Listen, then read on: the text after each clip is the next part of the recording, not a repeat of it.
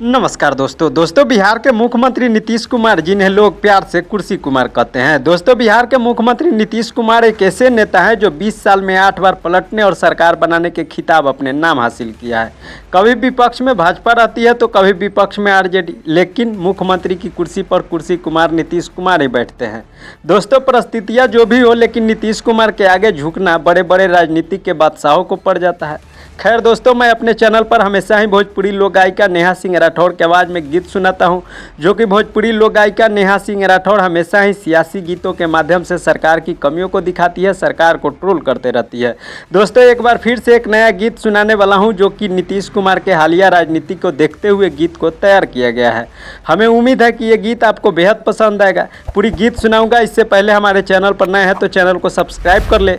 Facebook page पे देख रहे हैं तो पेज को फॉलो कर ले, ताकि सारी अपडेट आप सबको मिलता रहेगा। तो चलिए, आप सबकी टाइम वेस्ट ना करते हुए पहले पूरी गीत सुनाते हैं और फिर आप सबसे बातें करते हैं।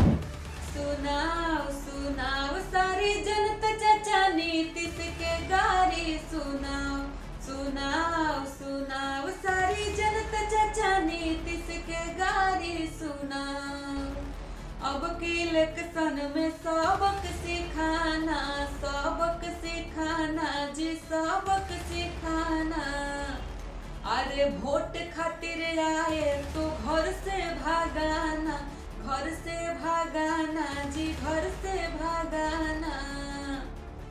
कुर्सी से 25 में हटाओ, हटाओ वो कुर्सी से 25 में हटाओ, हटाओ सारी जनता चाचा नीतीश के गारी सुनाओ, सुनाओ सुनाओ सारी जनता चाचा नीतीश के गारी सुनाओ।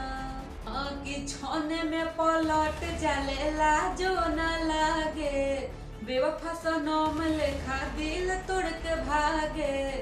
अरे छाने में पलट जलेला जो न लागे, बेवफा सनम नियन दिल तोड़ के भागे। किसी युवा के सीएम बनाओ, सुनाओ सुनाओ सारी जनता चाचा नीतीश के गारी सुनाओ। ये तो है खाली सत्ता के लोभी, सत्ता के लोभी जी, सत्ता के लोभी। ढंग का न हुआ है काम किए जो भी, काम किए जो भी जी, काम किए जो भी।